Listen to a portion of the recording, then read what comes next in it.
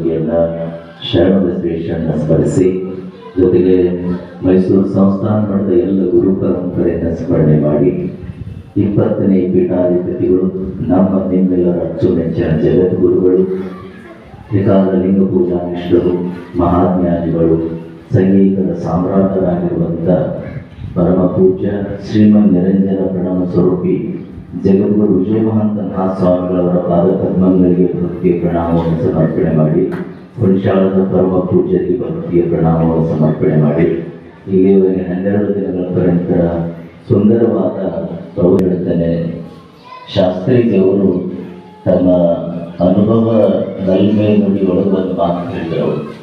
ಪುಣ್ಯವನ್ನೇ ಮಾಡಬೇಕು ಅಂತ. ಪಾಪ ಮಾಡಬೇಡ್ರಿ, ಪುಣ್ಯ ಮಾಡ್ರಿ. ಪುಣ್ಯ ಮಾಡಿದ್ರಿಂದ ಹೋಗುವಾಗ ನಿಮಗೆ ದಾರಿ ಬುದ್ಧಿ ಆಗುತ್ತೆ ಅನ್ನುವಂಥ ಮಾತುಗಳನ್ನು ಹೇಳಿದರು. ಪುಣ್ಯದ ಕೆಲಸ ಅಂದ್ರೆ ಯಾವುದು ಪುಣ್ಯದ ಕೆಲಸ ಅಂದ್ರೆ, ನಿಮ್ಮ ಮನೆಯೊಳಗೊಂದು ಆಕಳ ಇರ್ತಾನೆ, ಆ ಆಕಳನ್ನ ಇನ್ನೊಬ್ಬರಿಗೆ ದಾನ ಮಾಡಿದರೆ ಅದು ಪುಣ್ಯದ ಕೆಲಸ ಅಂತ ಬಹಳ ಜನ ಹೇಳ್ತಾರೆ. ದೊಡ್ಡ ದೊಡ್ಡ ಶ್ರೀಮಂತರು 1000 ಆಕಳುಗಳನ್ನು ದಾನ ಮಾಡ್ತಾರೆ, 100 ಆಕಳುಗಳನ್ನು ದಾನ ಮಾಡ್ತಾರೆ. ಹಾಗಾದ್ರೆ ಬಡವ 100 ಆಕಳುಗಳನ್ನು ದಾನ ಮಾಡಿ ಪುಣ್ಯ ಕಟ್ಟಿಕೋಬೇಕಂದ್ರೆ ಅವನಲ್ಲಿ ಸಂಪತ್ತಿರೋದಿಲ್ಲ.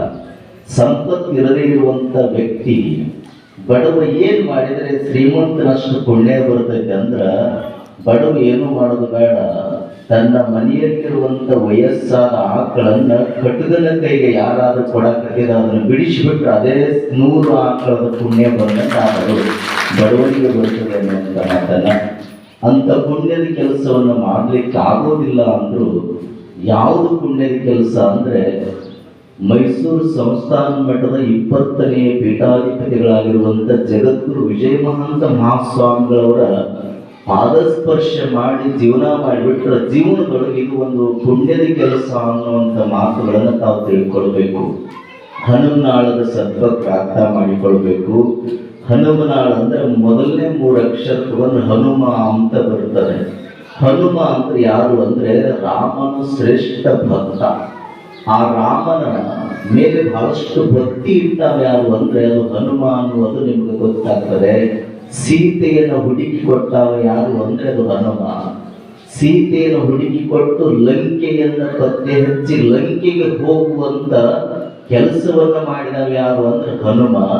ಆ ಹನುಮನ ಹೆಸರನ್ನು ಇಟ್ಕೊಂಡಿರುವಂತ ಹನುಮನಾಳ್ ಊರು. ನಿಮ್ಮ ಊರಿಗೆ ರಾಮ ಯಾರು ಅಂದ್ರೆ ಸಿದ್ಧರಾಮ ಶಿವಯೋಗಿಗಳು ಅನ್ನುವಂಥವ್ರು ರಾಮನಾಗಿ ಬಂದರು. ಇಲ್ಲಿರುವಂತ ಸಮಸ್ತ ಸತ್ಭಕ್ತರು ಹನುಮನಂತೆ ಅವರ ಸೇವೆಯನ್ನು ಮಾಡಿದರು. ಹಾಗಾಗಿ ಹನುಮನಾಳ ಇದು ಭಗವಂತನನ್ನ ವಾಸ ಮಾಡಿಕೊಂಡಿರುವಂತ ಪುರ ಅನ್ನುವಂಥ ಮಾತುಗಳನ್ನು ನಾವು ತಿಳ್ಕೊಳ್ಬೇಕು. ಅದಕ್ಕೆ ತಾವೆಲ್ಲ ನೆನಪಿಟ್ಟುಕೊಳ್ಬೇಕು. ನಿಮ್ಮೂರು ಇಷ್ಟು ಎತ್ತರಕ್ಕೆ ಬರಲಿಕ್ಕೆ ಕಾರಣ, ನೀವೆಲ್ಲ ಶ್ರೀಮಂತರಿರಬಹುದು, ನೀವೆಲ್ಲ ವ್ಯಾಪಾರಿಗಳಿರಬಹುದು. ವ್ಯಾಪಾರ ಮಾಡಿ ಹಣವನ್ನು ಗಳಿಸಿ ಶ್ರೀಮಂತಿಕೆಯಿಂದ ಹನುಮನಾಳ ಹೆಸರಾಗೈತೆ ಅಂತ ನೀವು ತಿಳ್ಕೋಬೇಡ್ರಿ. ಹನುಮನಾಳ ಯಾವುದರಿಂದ ಹೆಸರಾಗೈತೆ ಅಂದ್ರ, ಈ ಊರೊಳಗ ಕುದುರೆಮೂರ್ತಿ ಮೈಸೂರು ಸಂಸ್ಥಾನ ಮಠದ ಶಾಖಾ ಮಠವಾಗಿರುವಂತ ಹನುಮನಾಳದ ಮಠದೊಳಗ ಸಿದ್ಧರಾಮ ಸ್ವಾಮಿಗಳವರ ತಪಶಕ್ತಿಯಿಂದ ಈ ಊರು ಎತ್ತರಕ್ಕೆ ಬಂದೈತಿ ಅನ್ನುವಂಥದ್ದನ್ನು ಹೇಳ್ಬೇಕು. ಅದಕ್ಕಾಗಿ ಯಾಕಂದ್ರೆ ಒಂದು ಮಾತು ಹೇಳ್ಬಿಡ್ತೀನಿ. ಒಮ್ಮೆ ಹಾಲು ಇದು ಯಾವುದು ಹನುಮ ಸಾಗರದಲ್ಲಿ ಇದ್ದಾಗ ಇಲ್ಲಿ ಭಕ್ತರು ಹೋಗ್ತಾರಂತೆ. ಪರಮ ಪೂಜ್ಯರು ತಪಸ್ವಿಗಳಾಗಿರುವಂತ ಸಿದ್ಧರಾಮ ಮಹಾಸ್ವಾಮಿಗಳನ್ನ ನಮ್ಮ ನಾಡಿಗೆ ಬರಮಾಡಿಕೊಂಡು ನಮ್ಮ ನಾಡನ್ನ ಪಾವನವನ್ನಾಗಿ ಮಾಡಬೇಕು ಅನ್ನುವಂಥ ಭಾವನೆಯೊಳಗೆ ಇಲ್ಲಿ ಭಕ್ತರು ಹೋಗಿ ಭಿನ್ನ ಮಾಡಿದರು. ಭಿನ್ನ ಮಾಡಿದ ಮೇಲೆ ಭಕ್ತರ ಅಪೇಕ್ಷೆಯಂತೆ ಪರಮ ಪೂಜ್ಯರ ಒಂದು ವ್ಯಾಖ್ಯಾನ ಇತ್ತು. ಮಮ ಭಕ್ತ ಮಮ ಅಧಿಕ ಅನ್ನುವಂಥ ಮಾತುಗಳನ್ನ ಪೂಜ್ಯರು ಅರ್ಥ ಮಾಡಿಕೊಂಡು ಭಕ್ತರು ಕರೆಯಾಗಿ ಬಂದಾರಂತ ಹನುಮನಾಳಕ್ಕೆ ಬಂದರು. ಹನುಮನಾಳೊಳಗೆ ಅಷ್ಟೊತ್ತಿಗೆ ಆಗ್ಲೇ ಮಠವನ್ನು ಕಟ್ಟಿದ್ರು. ಸಿದ್ಧರಾಮ ಮಹಾಸ್ವಾಮಿಗಳು ಹನುಮನಾಳಿಗೆ ಬಂದಾಗ ಹನುಮನಾಳದೊಳಗೆ ಒಂದು ಘಟನಾ ನಡೀತಿರ್ತದೆ. ಏನು ಘಟನಾ ಅಂದ್ರ, ಈ ಊರೊಳಗೆ ಎಷ್ಟು ರೈತರಿದ್ರಲ್ಲ, ಎಲ್ಲಾ ರೈತರು ಬೆಳೆಗಳನ್ನ ಬೆಳೀತಿದ್ರು, ಬಿತ್ತುತ್ತಿದ್ರು. ಬೆಳೆ ಬರುವಂತ ಸಂದರ್ಭದೊಳಗೆ ಎಲ್ಲರ ಭಾವನೆ ಏನಿತ್ತು ಅಂದ್ರ, ಈ ವರ್ಷ ಮಳೆ ಚಲೋ ಆಗ್ಯದ, ನಮ್ಮ ಹೊಲದಾಗಿರುವಂತ ಬೆಳೆ 20-30 ಚೀಲ ಜ್ವಾಳ ಕೈತಿ ಅನ್ನುವಂತ ಖುಷಿ ಒಳಗ ಎಲ್ಲಾ ಭಕ್ತರು ಸಂತಸದಿಂದ ಇರ್ತಿದ್ರು. ಇರ್ಬೇಕಾದ್ರೆ ಬೆಳೆ ಬಂದ ಮೇಲೆ, ರಾಶಿ ಮಾಡಿದ ಮೇಲೆ ಭಕ್ತರ ಏನು ಸಂಕಲ್ಪ ಇತ್ತು, ಭಕ್ತರ ಅಪೇಕ್ಷೆ ಏನಿತ್ತು, ಅದೆಲ್ಲ ಸುಳ್ಳಾಗಿಬಿಡ್ತಿತ್ತು.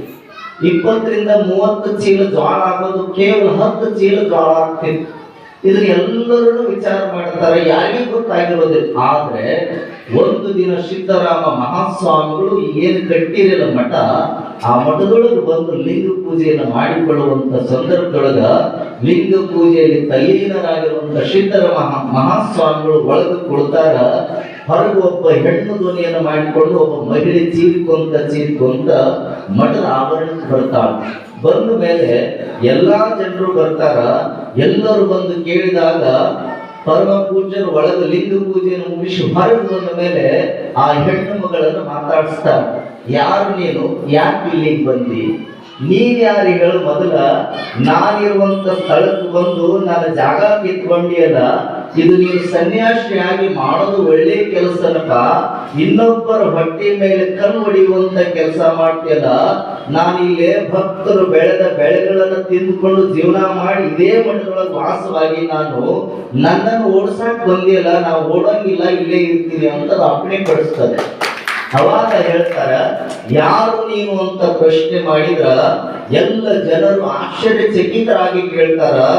ತಾವು ಬೆಳೆದ ಬೆಳೆ 10-30 ಚೀಲದವರೆಗೆ ಆಗುತ್ತೆ ಅಂತ ಅಪೇಕ್ಷೆ ಇಟ್ರ ಇದು ಕೇವಲ 10 ಚೀಲ ಆಗ್ತಿತ್ತಲ್ಲ, ಇನ್ನೂ 20 ಚೀಲ ಬೆಳೆ ಎಲ್ಲಿ ಹೋಗ್ತಿತ್ತು ಅಂದ್ರ, ಆ ಮಠದಲ್ಲಿ ವಾಸವಾಗಿರುವಂತ ಯಕ್ಷಿಣಿ ಅನ್ನುವಂತ ಒಂದು ಬ್ರಹ್ಮ ರಾಕ್ಷಸ ಅವರ ಬೆಳೆಗಳನ್ನು ತಿಂದು ಬದುಕು ಮಾಡ್ತಿತ್ತಂತೆ.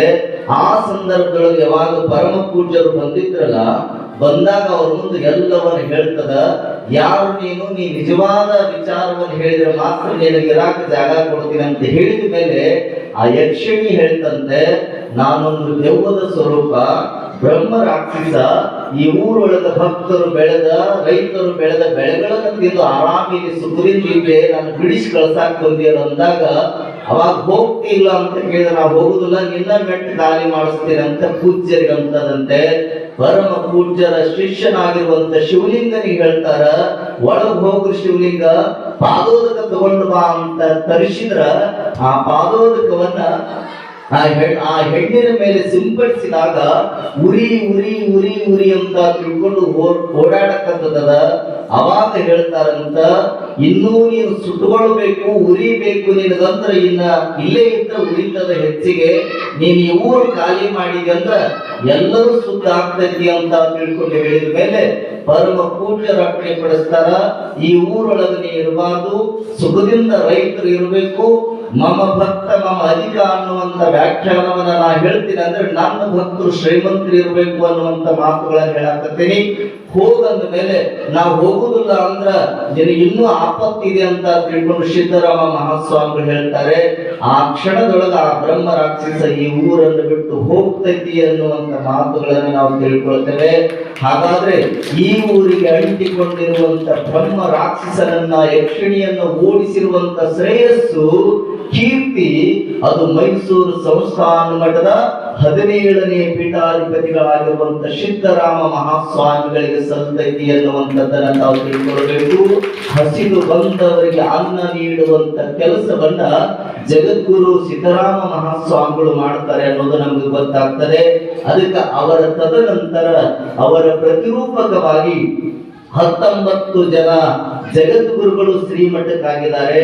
ಆ 19 ಜನರ ಮಹಾನ್ ಶಕ್ತಿ, ಮಹಾನ್ ತಪಶಕ್ತಿ ಯಾರೊಳಗ ಅಡಕವಾಗಿದೆ ಅಂದ್ರೆ ನಮ್ಮ ಈಗಿನ ಸದ್ಯದ 20ನೇ ಜಗದ್ಗುರು ವಿಜಯ ಮಹಾಂತ ಮಹಾಸ್ವಾಮಿಗಳವರಲ್ಲಿದೆ. ಅದು ನಮಗೆ ಮತ್ತೆ 19 ಜಗದ್ಗುರುವರ ತಪಶಕ್ತಿ ದೊರಕುತ್ತಾ ಇದೆ ಅನ್ನುವಂಥ ಮಾತುಗಳನ್ನು ತಿಳ್ಕೊಂಡು ತಾವೆಲ್ಲ ಶ್ರದ್ಧಾ ಮನೋಭಾವದಿಂದ ಭಕ್ತಿಯಿಂದ ಈ ಕಾರ್ಯಕ್ರಮವನ್ನು ಯಶಸ್ಸುಗೊಳಿಸಿದಿರಿ.